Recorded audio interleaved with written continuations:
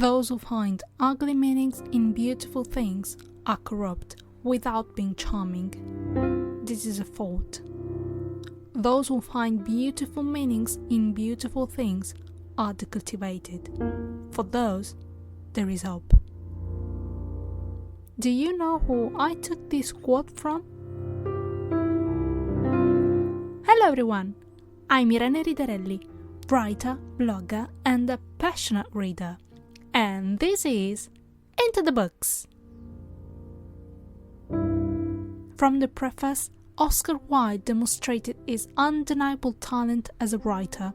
I took the above quote directly from the introduction of The Picture of Dorian Gray, which is found in the first lines of the book.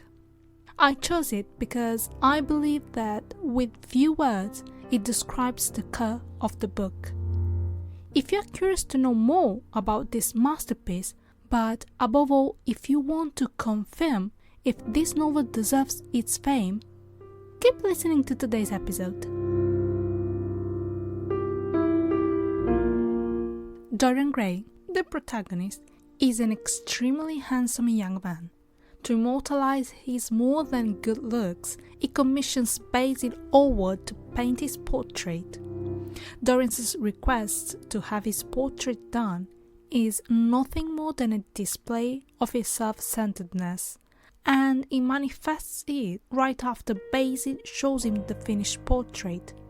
While viewing the result of Basil's work, Dorian says he would give anything to have the painting grow old and hideous while he remains young and beautiful.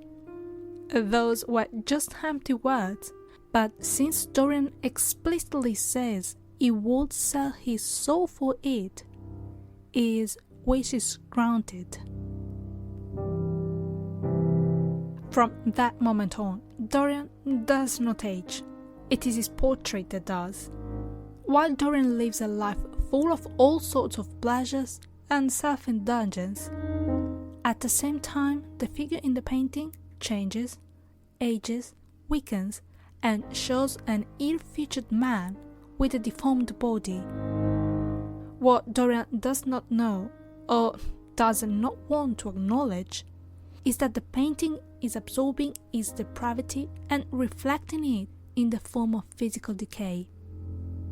The protagonist has obtained what he has wished for. So, why isn't he happy? Why does he always feel the need to experience something new while moving further and further away from any kind of morality and integrity? The answer is quite simple. After several years of experiencing eternal youth, Dorian regrets having expressed his wish. Many years later, Hallward visits Dorian at his home, and Dorian decides to show him the painting. At first, the artist does not recognize his own work. He had painted a young, handsome man full of life, but now he sees in the painting a horribly disfigured, aged and soulless man. Gradually, Basil realizes that the painting is a revelation of the nature of Dorian's corrupted soul. Looking at his portrait, Dorian feels hatred swell up inside him. He takes a knife and stabs Basil repeatedly, as if he were responsible for his misfortune. Not long after, completely disgusted with his life and his actions, Dorian finally decides to destroy the portrait, certain that life will give him a second chance. What he doesn't know is that by destroying the painting, he is destroying himself. When he tries to stop the painting, the knife goes through his heart instead of the canvas. When the servants enter the room, they find lying on the floor an old man, terribly wrinkled. Were it not for the rings the man wears, they would never have recognized this person as their master. When they looked up, they see the portrait of a young and eternally handsome Dorian Gray hanging on the wall.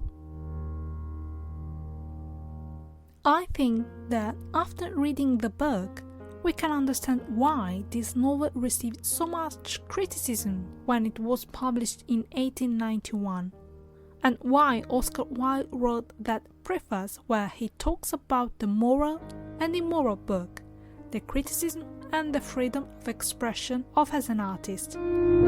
At the time, the critics saw Dorian as nothing more than an immoral character.